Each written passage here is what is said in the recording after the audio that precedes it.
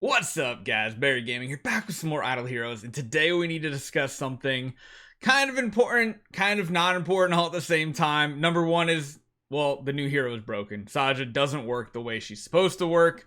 Is that really that big of a deal? I really don't think so. To be fair, some of the new heroes lately just have been very lackluster. Assassins are still one of the hardest things for DH games to get right. They're either way underpowered or they're way overpowered, or they're just support heroes like Drake or Rogan that have some other utility as well. Those are great assassins. Sword Flash, great assassin. Ithaca, good assassin. Great at PvE, not great in PvP, but great. She does her job. She goes after that low HP target. Well, Saja doesn't really do that. I was contemplating making a video on Saja, much like I did for the Fairy Queen Vesa last week. Just doesn't feel like it's even worth the effort. I don't think people honestly really care about this hero. You guys leave a comment down below. Say yes or no if you actually think she's good. Yeah, she's interesting, but there is one thing we need to talk about. She's broken. She doesn't actually, her basic attack is useless. It doesn't do like half the things it's supposed to do. So let's jump into the game, show you guys what the issue is, and we can talk about if it might actually help her or if it's just a wasted time investment at this point.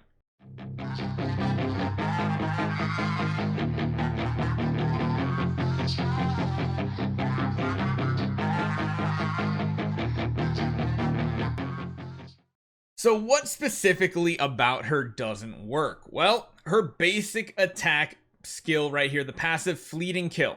Basic attack targets the enemy with the lowest HP, dealing damage and poisoning them for damage each round for 2 rounds.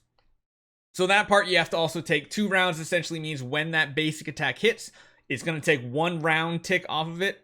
I know, really weird. And then at the end of the round, it takes the second tick, so it won't be there for the second round. It's just gone. Meanwhile, she inflicts mesmerization for 2 rounds to the target. If the target is mesmerized, she has a % chance to stun them, all that other fun stuff too. So that's really great. The problem is her basic attack doesn't leave the poison. So if for some reason you're trying to use her as like a solo carry in a PvE scenario, only her active ability is going to leave that poison. Which means you're going to have a 1 round where you have downtime unless you have some sort of energy feed or she's getting hit a lot so that she gets energy again. Her basic is not doing that. So one of the easiest ways to show this is we're going to show her in 1v1 combat. You can definitely pick it out, and then we'll show you why this is such a big issue. So essentially what we're going to do is we're going to jump in here. We are just going to throw the 1 hero in versus 1 enemy to see how this works out. There are some cool interactions that we're going to go over with her as well, but overall we're just trying to take a look first at that second passive skill. So you'll see the mesmerization goes off. She uses her basic. There is no poison dot. You're like, well, Barry, maybe it's just a graphical thing. There's no damage end of round. You see the poison here on her active ability. Is going to last that second round, third round here, and then after that, it will go away. So it's really weird. It's almost as if that basic attack removed the poison. I'll show you guys again. It's really weird how it's I don't know if it's graphical issues or anything. Let's actually look. So basic attack should have done more damage at the end of round. It didn't do any damage end of round. And then here, the active ability, of course, is what's poisoning. Her basic one, that was a little hard to watch. Let's try to go through this one more time to see if we can see what's happening. So basic attack, of course, is hitting multiple times, and then you have the lethal fight back there as well. The active ability does get the poison on there and the stun. We're going to hit. I think she's beating up on this Gustin a little bit too much. Let's actually do something here. Let's just take... Oh, she already has everything off. Good lord.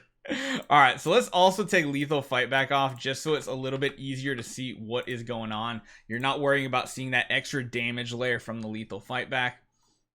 So, of course, she's hitting here.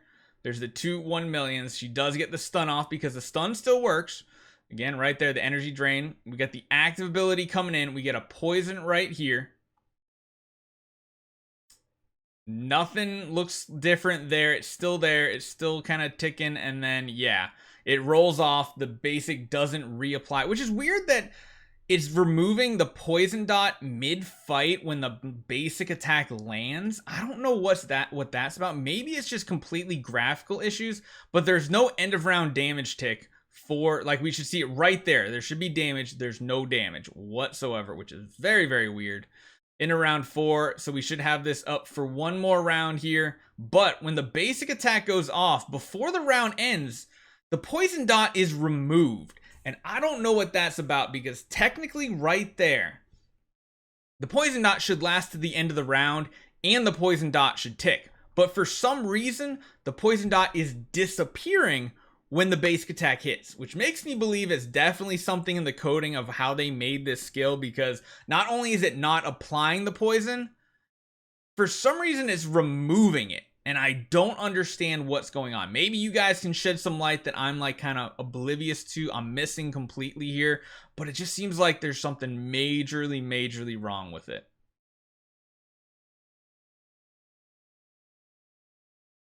The poison dot's just killing way too fast, I wish I could do something a little different here, but we'll go through one more fight. Actually, you know what? Let's do this. Let's actually jump in here without a monster. That's going to make her much weaker. This way we'll be able to see more rounds of how this combat's going to fold out. Yeah, there we go. Very little damage coming in now compared to before. We get the active ability off. Wait. The poison just disappeared. Oh, wait. The totem. The totem. Gustin's not exactly the best hero to be using for this, because the totem is cleansing the debuff. Okay, that makes sense. But I have seen it removed on other heroes too when Gustin's not in combat. So now I'm really confused. You guys, let me know if you guys have used Saja this week. If there's any feedback you can leave. It's just really weird that her basic isn't doing anything. And it's just... even her CC ability just seems to be not really the best overall. It's decent. She can lock down a hero 1v1, but anything beyond a 1v1, she just really lacks. And then also her damage.